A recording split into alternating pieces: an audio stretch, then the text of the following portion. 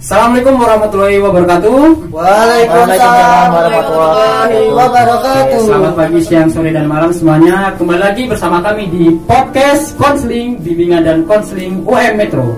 Ready to be smart, creative, and friendly counselor. Oke. Dan acara ini didukung oleh Konseling Fitness, Stay Fit and Fresh. Salam konseling. Oke, kembali lagi bersama saya tentunya di host Asret ya. Nama saya Muhammad Arsi. Di podcast kali ini kita akan kedatangan tamu atau bintang tamu ya. Di acara ini akan insya Allah akan meriah, akan sangat menginspiratif tentunya karena bintang tamu kita atau narasumber kita itu sangat kece ya, sangat kece dan sangat berprestasi di masanya. Oke, penasaran? Gak pakai lama ya, kita panggil bintang tamu kita, Maya Fadila. Beri tepuk tangan.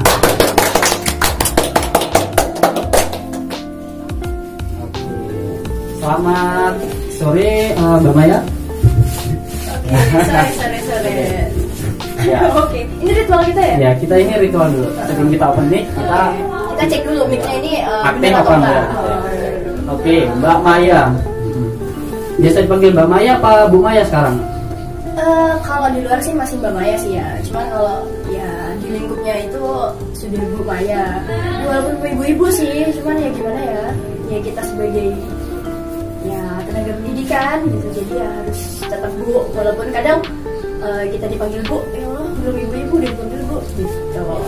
Gimana perasaannya? Apakah udah merasa pantas dipanggil Bu apa masih kurang pas gitu?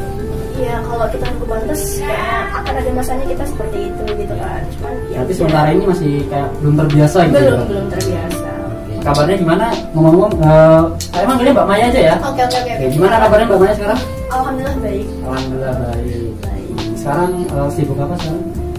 Ya alhamdulillah sekarang setelah lulus ini alhamdulillah dapat satu tawaran pekerjaan. Ya, alhamdulillah satu bidang sama memang dulu kuliahnya, dulu pendidikannya, sekarang jadi guru bimbingan konseling. Oke. Dulunya Mbak Maya gimana nih bisa dapat tawaran di ini jadi apa namanya kerjaan ini sesuai sama passion, sesuai sama ini kan Mbak Maya kan lulusan BK. Gimana ceritanya kok bisa ini tawaran di sini?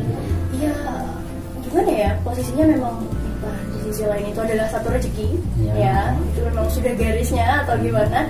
Cuman setelah lulus pun itu ternyata alhamdulillah langsung ada lowongan gitu ya, memang harus di apa namanya ya, harus dipenuhi gitu kan, gitu ya udah, jadi ya mengalir gitu aja sih. Oke, untuk teman-teman semua ya sahabat Konspeed, untuk semuanya yang sedang menonton ini, dulunya Mbak Maya ini adalah salah satu rekan perjuangan saya dulu di waktu zaman kuliah, karena Mbak Maya ini termasuknya dibilangnya lulus tepat waktu ya, bisa dibilangnya ya? Alhamdulillah. Dulu beliau ini pernah berjuang bersama saya mengikuti beberapa kontes atau event, salah satunya adalah Duta Genre UM Metro ya. Dan alhamdulillahnya pas itu Mbak Maya dapat amanah ya. Iya, betul, dapat amanah. Dapat juara berapa dulu waktu di genre kampus? Duta Putri 1. Alhamdulillahnya. Itu amanah terberat sih menurut aku gitu kan. Karena pada masanya untuk menjadi itu kan kita bukan hanya sekedar mencari nama aja sih gitu, tapi kan kita juga ada ilmu-ilmu yang harus kita sebarkan untuk mereka gitu.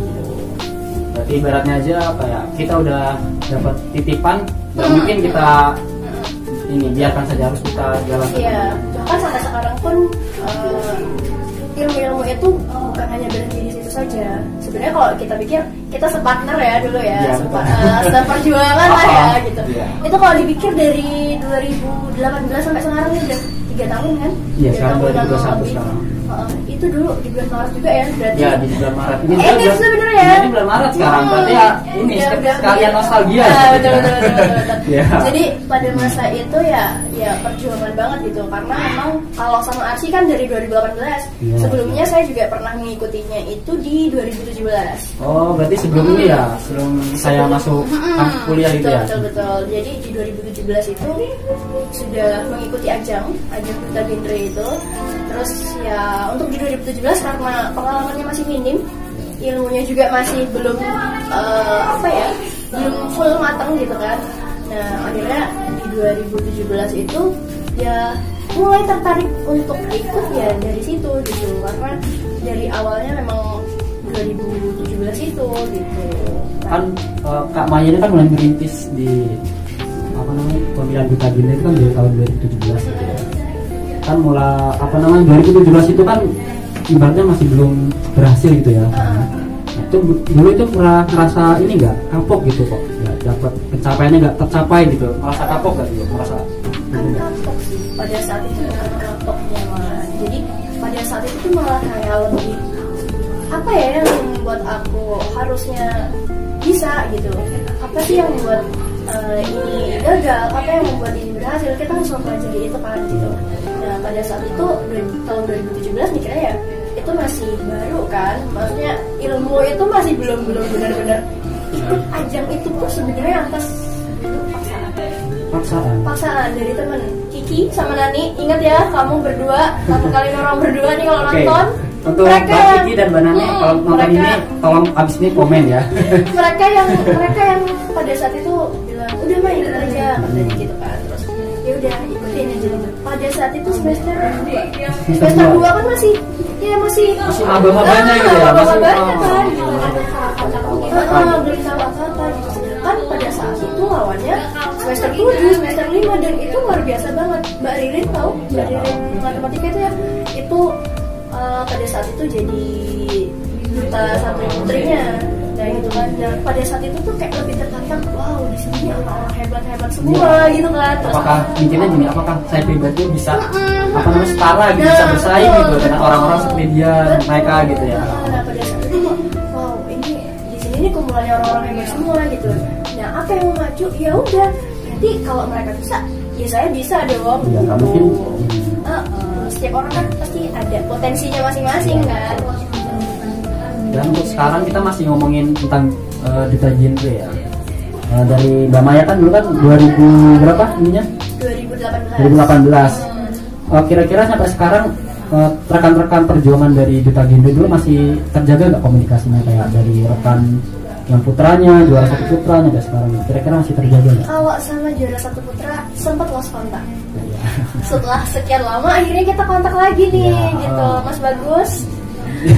Ya, Mas Bagus. Ya sebenarnya hostnya nggak mau menyebutkan nama gitu ya, karena narasumber kita sangat ini ya. Iya karena apa ya? Ya memang pada saat itu tahu lah ya, untuk duta satunya itu pada saat itu di web sendiri Mas Bagus gitu kan. Kita sempat melakukan walaupun kadang nggak sejalan gitu kan. Nah, tapi ya itu tadi apa ya, seni kita dalam menjalani itu ya luar biasa banget lah. Pokoknya banyak banget tantangannya lah. Pokoknya ya kalau untuk tiba-tiba berhasil gitu kayaknya enggak.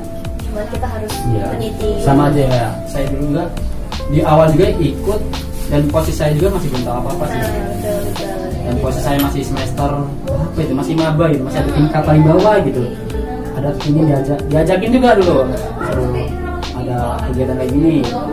Terus ya kemungkinan besar karena masih baru, belum tahu apa-apa, ilmu masih belum terlalu banyak dapat, kemungkinan menjuarai atau menang kayaknya masih agak susah gitu mungkin itu. Karena apa ya? Kayaknya kontestan yang lain tuh kayaknya udah berpengalaman semua dari tahun sebelumnya gitu. Makanya ya kalau misalkan berpikir gagal di hari ini, ya no problem gitu. Soalnya kan masih hari esok. Bahkan gitu. mungkin ada keberhasilan kita di tempat lain, bukan Ya, di tempat betul. itu gitu. Jadi kalau misalkan kita gagal di hari ini, di tempat ini juga, gak usah kecewa, gak Iya, usah sedih. karena- Masih ada tempat lain, waktu lain. Kan ada keberhasilan di tempat-tempat lain gitu. Oke, tadi kita udah berbincang-bincang seputar Duta Gindre untuk Mbak Maya. Nah, sebenarnya banyak ya yang bisa kita tanyakan ke narasumber kita, Mbak Maya. Nah, beliau ini juga dulunya ini semasa di kampus dia juga pernah banyak mendapat amanah. Salah satunya dia dulu pernah menjadi aslep di prodi bimbingan konseling, betul kan Mbak? Ya, bisa diceritakan pengalamannya gimana gitu? Kok bisa jadi rekrut, jadi sama Pak Hadi jadi aslep itu gimana? Jadi untuk aslep sendiri pada masa itu kan belum yang seperti kalian ya. Maksudnya kalau di kalian itu ada perekrutan, ada dan sebagainya gitu kan. Nah pada masa itu ya kami memang sebelumnya sudah ada di akreditas. Ketika akreditas prodi mandiri ya. Tapi aduh jangan gituin. Ya, nggak apa-apa, Jadi kita ikut deh. nggak apa-apa sih. Iya, pada saat itu kan bersama teman-teman gitu dan mendapat amanah juga di sisi lain dari amanah yang dari UKM, di sisi lain juga mendapatkan amanah dari program studi untuk membantu pada saat itu akreditasi prodi pada saat itu. Jadi dulu itu sebelum direkrut ada pemeriksaan dari aslep dulu karena ada ini ya urusan pengakreditasian prodi, habis itu langsung jadi ini ya aslep atau gimana? Pada saat itu belum sih, cuman kan karena kita sering ya membantu lah ya istilahnya untuk prodi, ya Pak Hadi dari inisiatif aja untuk oh ya udah membantu gitu. Nah akhirnya terbentuklah pada saat itu terbentuk aslep gitu. Aslep itu juga terdiri dari 6 orang. Ya. Siapa aja bisa diingat ya? Oke, kita hitung aja kali ya. Oke. Siapa Ada tahu yang nonton bisa komen juga. Oke, siapa tahu bisa yang termasuk juga bisa lihat ya. Iya betul. Dea nih, Dea, halo Dea. Terus Ata, Kiki, saya sama Kak Dona 5 ternyata. Yang 6 siapa nih? Tadi nyebutinnya 6 ya? 6, yang 6 oh Pak Hadi aja ya. Pak Hadi ya. Tapi bukan asal Pak Hadi, mohon maaf. Ya ininya, kaletnya. Betul. Nah jadi itu teman-teman seperjuangan sih. Kalau dulu sih berdelapan karena cowok-cowok juga pada saat itu cowok-cowok juga lagi pada sibuk untuk di aset. Tapi kita ini sebenarnya senangnya di Prodi WK ini kita itu diberdayakan banget, iya gak sih? Iya betul. Diberdayakan banget gitu. Jadi semua mahasiswa itu diajak ayo, iya, gitu kan? Nah jadi pada masa itu kayak ketika pembuatan video entah ada apa gitu untuk di prodi kita yang diberdayakan gitu loh, mahasiswa ini yang diberdayakan gitu. Jadi pada saat itu jadi ngerasa kayak wow gitu, nemuin diri kita gitu yang tadinya nggak bisa ngedit video loh, nggak bisa kan, sedangkan sekarang itu kan era yang digital gitu kan, apa gitu. Nah pada saat itu nggak bisa kita buat ngedit video tuh harus bayar orang, sedangkan bayar orang satu video aja kita bisa sampai berapa ratus ribu kan. Nah pada saat itu, nah di sini nih kayak bener-bener diajak, apa ya, bukan diajarin sih, tapi kayak dibentuk gitu loh. Jadi biar gimana kita bisa mandiri gitu loh. Dan jadi pada saat itu wow keren banget nih, akhirnya sampai sekarang lebih terbawa dalam dunia kerja, kita jadi terbawa, terbiasa untuk ketemu sama orang-orang gitu kan. Coba kalau kita nggak yang apa ya, nggak yang mau ikut campur gitu misalnya, kita akan kaget gitu loh di dunia kerja. Karena di dunia kerja kan ya kita ketemunya sama lebih banyak orang dengan karakter orang yang beda-beda. Oke, bagus banget ya ini ya pengalaman Mbak Maya dulu di waktu jadi aslep. Jadi gini ya teman-teman semua ya, mungkin teman-teman di luar sana pada menilai spontan atau ini sekilas apa yang diaktifitasin oleh aslep atau asisten lab gitu ya. Sebenarnya banyak, sebenarnya kita semua itu yang jadi aslep, yang jadi mahasiswa BK itu sebenarnya bukan mahasiswa terbaik, bukan mahasiswa terpilih, bukan mahasiswa berprestasi. Betul. Tapi karena kita ada kemauan ya mau belajar, itu kunci awalnya di situ. Betul. Karena kadang kita berpikirnya gini, oh itu nilainya bagus karena dekat sama dosen nih. Enggak sebenarnya, karena ketika kita ada kemauan untuk kita mau belajar, nah di situ kita harus mulai dari situ. Ya, betul. Gitu. Jadi bukan berarti yang dekat sama dosen itu sebenarnya gede gitu loh. Enggak seperti itu. Kita dekat sama dosen pun kita nggak mau belajar ya buat apa ya, gitu loh. Nilai juga nggak ngaruh gitu. Jadi tetap sih. Itu bikin buat penonton ini sebentar aja gitu.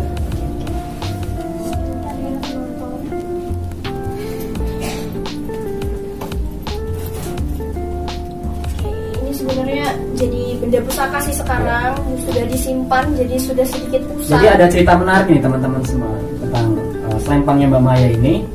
Pas saya hubungin itu sebenarnya Mbak Maya itu bingung, wah selempangnya punya saya itu taruh di mana gitu. Bener kan ya? Iya benar. Karena bukan bukan untuk dibuang, tapi itu memang disimpan, ya itu jadi benda kenangan gitu kan, kenangan dan jadi satu sama yang lainnya gitu, yang ya gimana ya, kalau misalkan kita taruh semua di kamar rasanya kok kamar itu penuh gitu kan. Jadi ya udah kita simpan, yang penting kita tahu bahwa kita masih mendapatkan amanah itu, karena kan seumur hidup kita harus menyebarkan ilmu itu gitu. Oh ya, kan dulu kan ini ya, duta ini kan di bulan Maret ya. Karena ini bulan Maret ya. Akhir Maret nih. Kita bisa nih nostalgia. Mbak Maya boleh dong pakai selempangnya buat tunjukin ke teman-teman. Ya, boleh dah. bentar aja Mbak Maya. Oke, jadi teman-teman, Mbak Maya ini dulunya adalah juara 1 putri ya, duta genre UM Metro tahun 2018. Oke. Dan untuk teman-teman semua, ya ini untuk membuka mindset kalian yang lebih berpikiran, oh yang jadi duta genre itu apakah anak kita semua? Enggak, ini semua, ini umum gitu ya.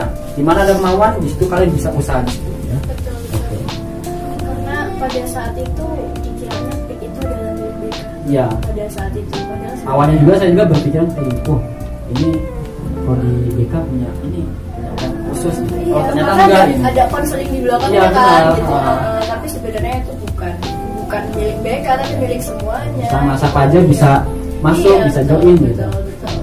Dan malah sekarang kayaknya dilihat lebih banyak mahasiswa prodi lain ya nggak sih, Iya, untuk betul. tahun-tahun kebelakang ini gitu. Kayak yang tahun kemarin itu dari prodi sejarah kan ya yang Ya, prodi dapat sejarah. juara, dan fisika, Ya, dari fisika, sejarah, terus dari hukum hukum, kemarin, Pikom juga ada. iya, Ya.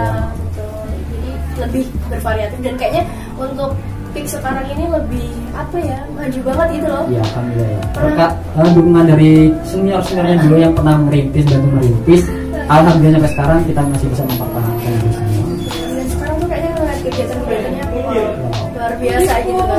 Sampai punya sempat ngerasa, oh kok dulu gak kepikiran Iya, ada kegiatan kayak gini. Iya, gitu. kenapa Dulu kayak waktu gitu? kuliah kok gak kepikiran mau ada acara kayak gini, ada kegiatan kayak gini. Kira udah selesai masa jabatannya, wah Iya. pasrahin ke ini. Cuman untuk sekarang ini untuk ngebagi waktu untuk ke situ juga lumayan susah ya, karena Iya. kita sendiri Ngomongin waktunya- bagi waktu ya, manajemen waktu. Dulu Mbak Maya kesusahan nggak bagi waktu kayak di genre, aslep, susah kuliah kan sambil kuliah sambil ini. Iya. Susah banget sih pada saat itu. Jadi makanya kadang ada satu atau dua yang harus dikorbankan gitu. Lebih apa ya, prioritas, karena kadang sebenarnya untuk jujur aja sih, untuk apa namanya, selempang ini ngerasa kayak belum agak berat gitu loh, karena nggak semua amanah bisa terjalankan gitu. Pasti bakal ada ini. Ya. Gitu, karena pada saat itu ya memang harus benar-benar ngebagi diri. Kalau bisa dipotong-potong, dibagi dengan jurus 1000 bayangan kayak Naruto Iya. gitu, bisa gitu Ya, mungkin. kaki bullshit gitu ya. Iya, betul. Tapi posisinya sekarang kan karena ya pada saat itu ya satu gitu kan, satu orang, dan pada saat itu kan tahu sendiri ya kalau anak rumahan. Saya juga sebenarnya anak rumahan ya. Iya, kalau anak Pada nggak tahu kan? ya Sekarang anak kasih rumah. tahu aja. Kalau nggak anak rumah, anak mana Iya. dong? Benar kan, kalau anak rumah anak Iya, mana aja. betul. Nah, jadi pada saat itu ada yang harus dikoordinasikan itu sebenarnya sekarangnya soalnya sekarang sih, kenapa ya Nah, nggak kalau gitu? sekarang baru ngerasa ini misalnya. Gimana ya, pada saat itu tuh karena mungkin terlalu banyak yang diambil mungkin ya pada saat itu, karena kita tuh bingung aja gitu pada saat itu, manajemen waktu kita belum terlalu baik gitu kan, belum bisa memikirkan ini harusnya ini harusnya ini. Mana yang harus diselesaikan lebih gitu. dulu. Jadi sekarang kira harusnya dulu aku gini ya, harusnya dulu aku gini gitu. Jadi pikirannya tuh di situ, rasanya kayak apa ya sudah, kalau misalkan kita memikirkan itu terus pun itu nggak akan pernah bisa mengubah itu kan. Yang pasti sekarang ketika ada ilmu, sebenarnya yang mendasari aku untuk ikut duta genre bukan hanya sekedar untuk ini, tapi melihat kemirusan dari tindakan-tindakan remaja sekarang. Karena semakin kesini, apalagi di pandemi ini, mereka tuh bebas sebebas-bebasnya. Kalau bebas terus juga susah terjangkau sama orang. Iya betul. Jadi untuk sebelumnya itu belum ada pandemi ya, masih kekontrol masalah padahal Masih belum ada itu aja pandemi. itu aja udah mereka tuh udah yang tindakan mereka itu bukan tindakan yang seharusnya Ya, betul. gitu kan. Nah pada saat itu yang aku pikirin adalah gimana sih caranya aku bisa menyampaikan satu ilmu yang memang ilmu itu bisa diterima sama mereka gitu.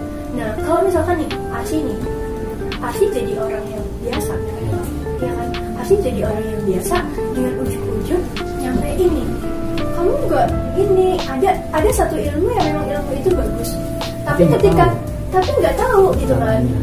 Kita nggak ada wadah gitu. Nah pada saat itu ngikutin duta ini sebenarnya pengen cari wadah gimana caranya kita tuh bisa menyebarkan ke remaja gitu loh, karena dengan cara yang tepat gitu. Karena kalau melihat remaja kita yang sekarang yang cuma kita omongin mental, mereka nggak akan pernah bisa untuk menerima itu susah gitu loh. Nah ketika ada satu wadah kita bisa menarik mereka gitu loh secara pelan-pelan dengan tindakan-tindakan yang positif gitu. Jadi bukan hanya sekedar untuk sebenarnya bukan hanya sekedar untuk mencari predikat, bukan hanya sekedar untuk mencari selempang aku bisa ini. Kalau dipikir begitu kan?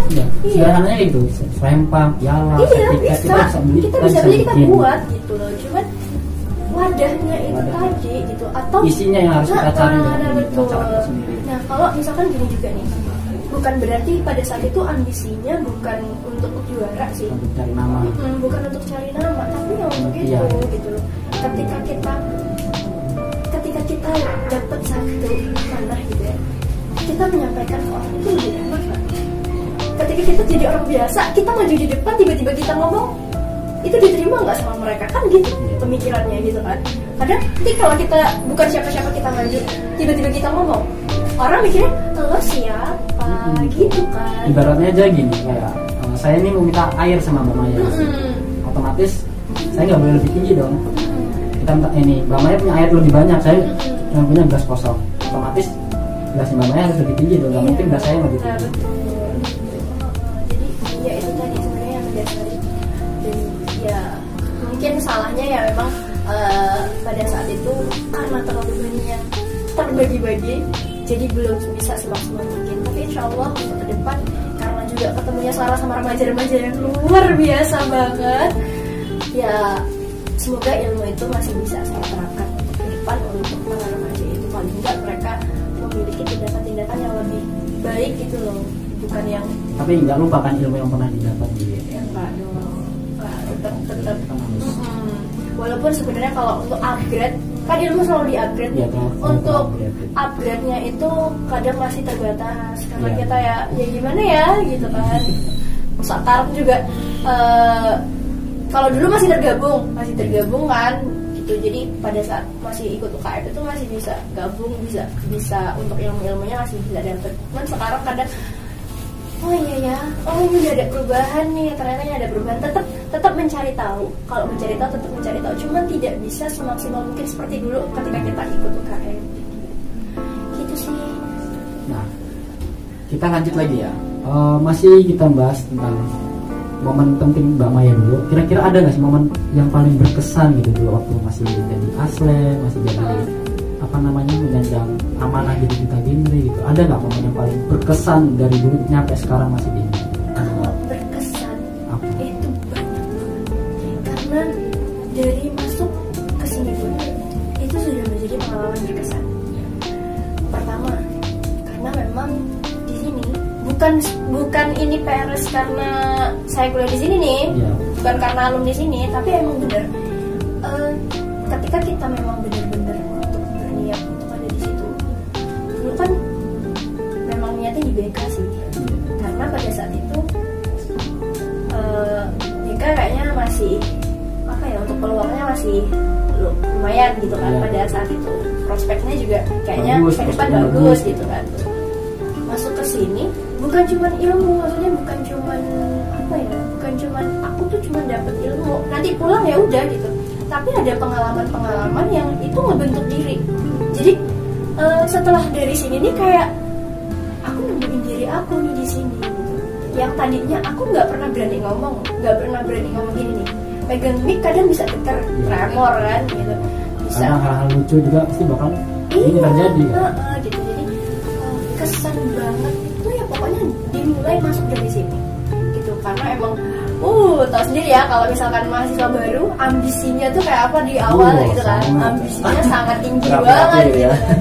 Nah pada saat itu ambisinya memang tinggi, tapi memang di semester 5 itu memang udah agak menurun karena memang kegiatannya juga udah mulai banyak. Itu menurun apa emang udah ini mulai patah semangat? Bukan patah semangat, nggak ada merasa patah semangat atau pernah ini nggak merasa patah semangat gitu? Ya apa namanya? Kalau udah dilakukan kok merasa sia-sia gitu? Ya kalau patah semangat pasti pernah.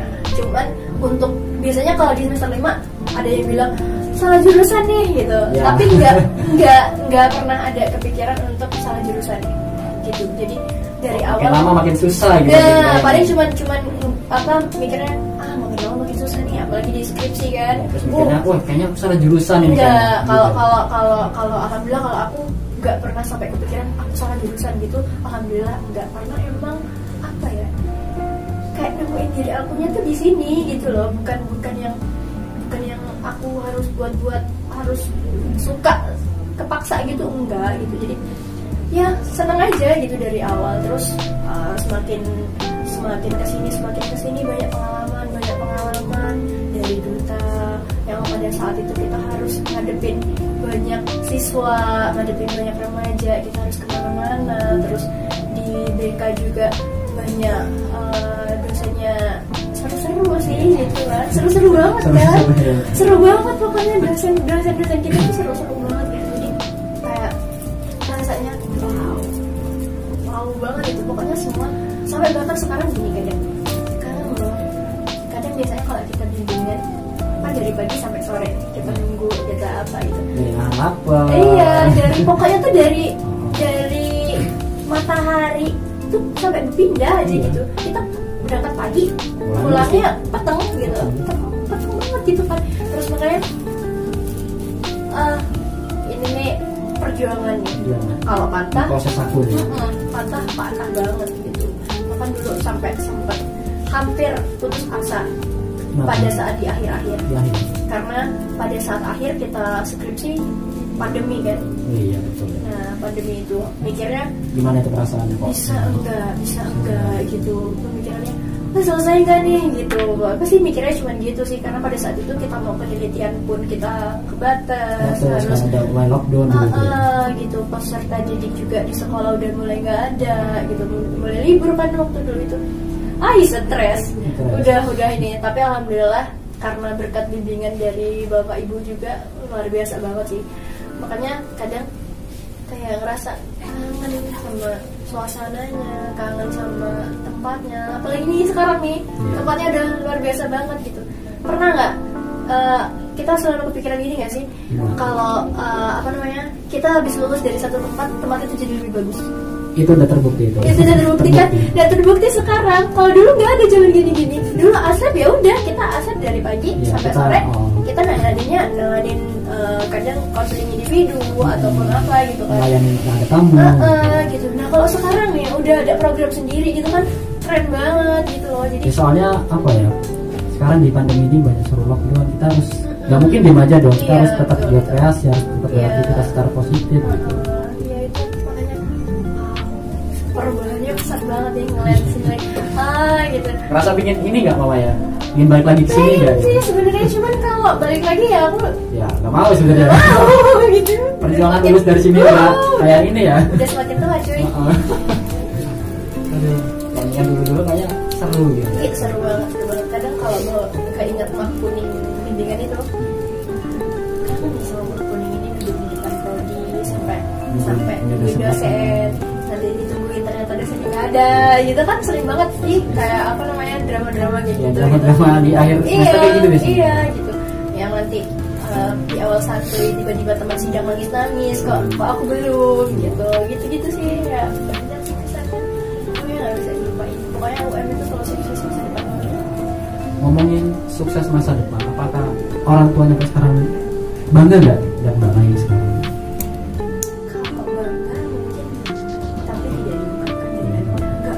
Bangga nih sama kamu gitu, enggak. Cuman ketika melihat sekarang ini kayak mereka tuh jadi lebih apa ya, raut wajah hal yang diinginkan orang tua itu sebenarnya bukan uang. Ketika kita sudah kerja, ketika kita sudah lulus, tapi ketika anaknya sudah ya cita-citanya sudah terwujud, terus juga ketika kita mendapatkan satu apa ya, kalau orang tua itu pasti pengennya kita kerja ataupun kita mendapatkan penghasilan gitu kan. Nah ketika kita sudah ada di titik itu, mereka tuh jadi kayak lebih lega gitu, bukan yang terus bangga, terus uang kamu, gaji kamu untuk aku gitu, enggak. Mereka enggak pernah hitung-hitungan itu gitu. Jadi kayak apa ya, sekarang itu kayak ini kayaknya aku nemuin, artinya ini paling enggak bisa buat mereka sedikit lega, melepaskan walaupun tetap jadi beban orang tua sih. Iya kan, belum lepas gitu kan, kalau belum jadi tanggungan orang tua. Saya juga ya masih jadi tanggungan orang tua, gitu. otomatis beban orang tua Dan juga. masih beban orang tua sebenarnya gitu, walaupun kita udah kerja, kita ada penghasilan sendiri, cuma masih tetap aja sih. Ya, semangat lah buat kalian semuanya. Jadi terharu nih ya hostnya. Hostnya terbawa, cuy. Hostnya malah jadi baper gini, terharu gini. Hostnya terbawa. Aduh, butuh tisu gak nih? Tisunya gak apa-apa. Kita lanjut aja. Oke. Ya, Mbak Maya. Jadi kesan-kesannya banyak banget gitu. Luar biasa, kalau diceritain semua gak bakal selesai. Gak bakal selesai. Itu bakal ada aja. Ada. Ya, menurut Mbak Maya sendiri, kira-kira jati diri itu ditemuin saat kita nyari pengalaman atau kita yang bentuk sendiri? Jati diri itu sebenarnya kalau menurut aku sih itu dari diri kita.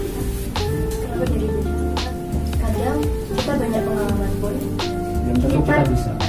kadang kita banyak motivasi dari luar pun, itu belum tentu kita akan bentuk jadi diri kita, belum tentu kita menemukan diri kita, karena pada dasarnya semuanya itu balik ke diri kita loh. Kita mau dikuatin kayak apa, kita mau dapat support kayak apa dari luar nih, eksternal kita kayak apa, kalau di dalam diri kita, internal kita ini belum, ya itu akan apa ya, kendala lah. Iya. Gitu. Ada sering orang ngomong Om Dayat. Ya, Om Dayat kalau nonton. Om Dayat kalau nonton, makasih buat motivasinya. Jadi dia selalu bilang, kamu tidak akan berubah walaupun kamu disupport sebanyak apapun orang menyupport kamu, sebanyak apapun orang memberikan motivasi terbaik, bahkan motivator terbaik ketika memberikan motivasi kepada kamu, kalau kamu sendiri tidak bisa menerima itu dan kamu sendiri tidak merefleksikan dan mengubah itu untuk diri kamu sendiri, itu tidak akan pernah bisa berubah. Kita juga harus mensugestikan apa yang kita tangkap, apa yang kita dengar. Iya, benar.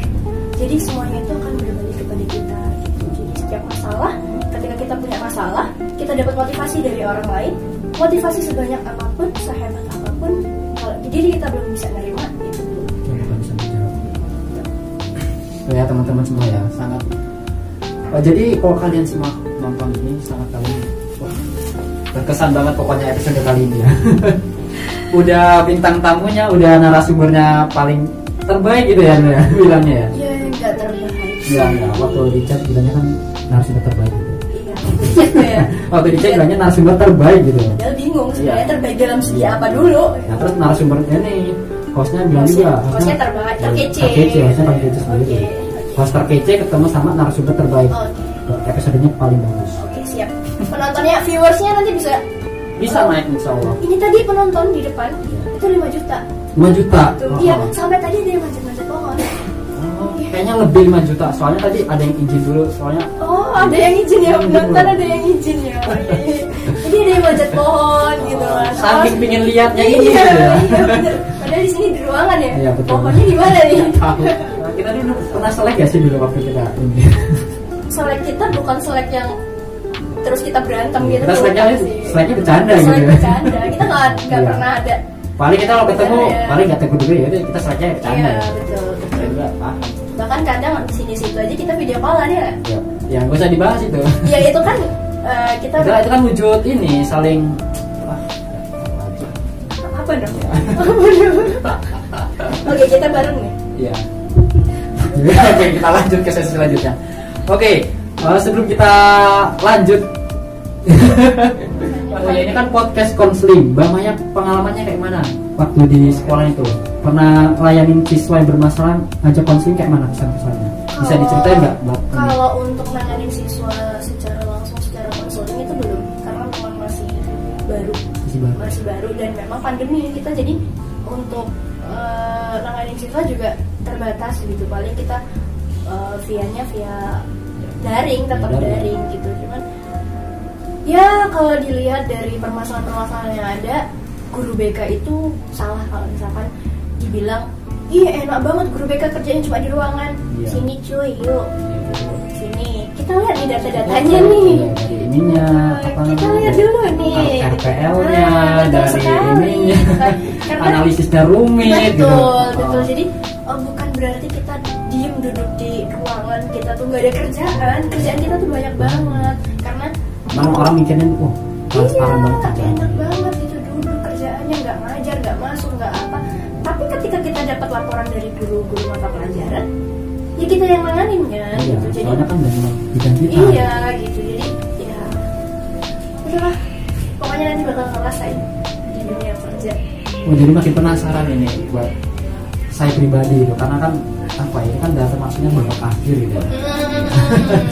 Makin penasaran gimana rasanya terjun ke dunia kerja gitu, bertemu dengan masyarakat, orang apa namanya itu beragam, malah jadi ini latah gitu ya. Grogi deh saya ketemu ininya narasumbernya, jadi grogi. Aduh, Master Kece bisa grogi cuy. Manusia. Akhirnya gini, menurut Mbak Maya lulus cepat itu baik nggak? Ini menurut persepsi saya, menurut dugaan saya, mahasiswa lulus cepat itu kira-kira apa ilmunya itu bisa benar-benar nyimbangin sama yang udah berpengalaman di lapangan di sekolah gitu. Gimana? Lulus cepatnya karena apa dulu nih? Lulus cepat karena di DO? Enggak, lulus cepatnya maksudnya kayak benar-benar ngejar target gitu. Kan paling cepat kan 3,5 tahun ya. Anggap aja 3,5 tahun itu kan udah tepat waktu banget gitu ya. Kira-kira baik nggak kira-kira? Kalau misalkan semua ilmu sudah bisa terpenuhi, ya baik gitu kan. Karena semakin cepat semakin baik kata orang. Ilmu juga pasti bakal kita dapatkan di di tempat lain. Iya. Ilmu bukan selalu yang teori yang kita duduk dengerin. Ya, karena kadang teori sama ini sama beda banget. juga Beda banget. Ya, kadang duduk dengerin juga itu nggak ada yang masuk. Kalau ditanya, Mbak, selama kuliah 4 tahun apa yang didapat? Bingung lah ya ditanya pertanyaan sederhana kayak gitu, jawabnya itu ada berapa banyak SKS, ada berapa banyak mata kuliah gitu kan. Semester ini rumitnya kayak gimana kan? Betul sekali. Jadi semakin tinggi semester kalian itu pasti akan semakin mikir, ya udah yang penting selesai. Ya gitu kan. Sehingga kepikirannya gitu. Yang penting judul nggak perlu terlalu bagus gitu. Betul. Bisa memahami isinya. Dulu pernah ada dari Universitas Semarang bilang skripsi yang baik adalah skripsi yang selesai. Betul. Maksudnya gimana? Skripsi yang baik adalah skripsi yang selesai. Skripsimu itu bagus banget, tapi nggak selesai. Pilih mana? Ya itu masalahnya kan? itu. Pilih mana gitu. Jadi bukan berarti ya nggak apa-apa sih kita kok penelitian yang bagus gitu, tapi kita juga harus memikirkan waktu gitu loh. Pada saat itu kan kita harus benar-benar gimana caranya kita lulus 4 tahun gitu kan. Kadang perspektif orang, stereotip dari orang di luar sana, ketika kita lulusnya lama, mau sepintar apapun kita pasti bilang bodoh gitu kan, nggak pernah kuliah, lulusnya lama gitu sih. Orang belum tahu ini dia apa yang ini rasanya dia lagi ini apa gitu, kok dia bisa lama. Jadi Arsy nggak usah patah semangat. Semalam Arsy habis curhat sama aku. Kalau dia belum. Ya penonton mungkin yang kenal saya pasti bakal tahu apa ya. Iya, karena dia belum titik gitu. Terus makanya sekarang disemangatin. Kita semua punya jalan masing-masing gitu ya. Bukan berarti harus cepat, bukan berarti juga harus lambat gitu, tapi tepat. Ya nggak? Saya masih ada unek-unek sih sebenarnya, masih ada. Oh jadi ini sesi konseling? Iya kan podcast konseling ya. Ini kan podcast konseling, jadi kita betul. saling konsultasi, saling berbagi sharing. Menurut Mbak Maya gimana sih tanggapan mahasiswa kuliah sambil kerja? Apakah selagi dia bisa ngatur waktu, tidak ada yang tidak baik. Iya kan?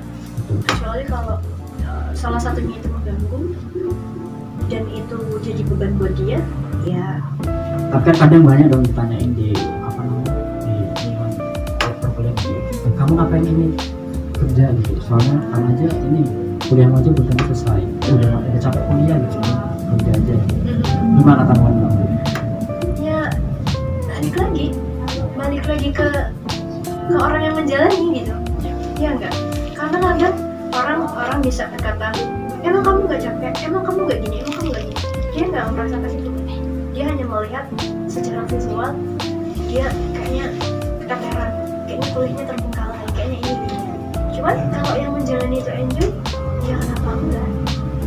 Dan bersyukurnya kita masih bisa nggak seperti itu kan. Untuk mereka yang itu akhirnya kan hebat banget. Bisa harus bisa berdiri, benar? Iya benar. Sangat luar biasa ya ini podcast hari ini ya. Pokoknya sebelum memang episode kali ini memang bisa dibilang menurut saya paling hebat dan berkesan karena tema hari ini aja mahasiswa berprestasi. Sebenarnya bukan mahasiswa cuy. Oh ya, alumni berprestasi. Bukan mahasiswa nih. Oh ya, alumni mahasiswa ya. Ya, sesuai dengan tema kita di episode podcast hari ini, alumni berprestasi. Nah, berprestasi di sini yang kita maksud ya, bukan berprestasi dalam akademiknya bagus, sering menjuarai, tapi karena dia punya usaha, punya tekad, punya benar-benar bisa sukses benar. Nah itu yang kami cari, itu yang benar-benar orang mencari. Karena kesuksesan itu mau sepintar apapun kita nggak jadi jaminan. Mau kita IQ-nya tinggi, mau kita prestasinya luar biasa kayak apa banyaknya, nggak menjamin kita bakal masa depan kita bakal selamanya terang gitu. Dan untuk yang di luar sana sih, buat kalian semua, rasanya bentuk banyakin jaringan kalian itu perluas jaringan kalian.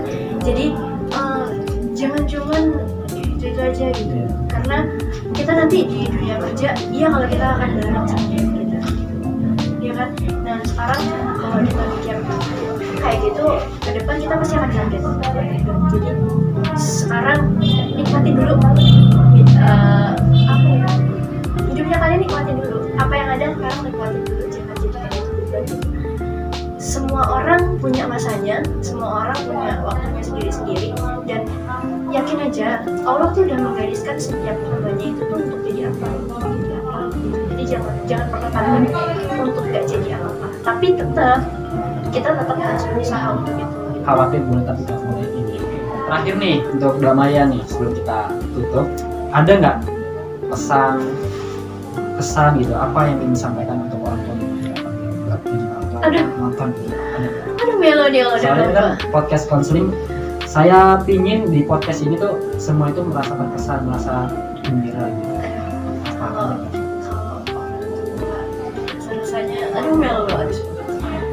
Ya buat dia mau ada sih.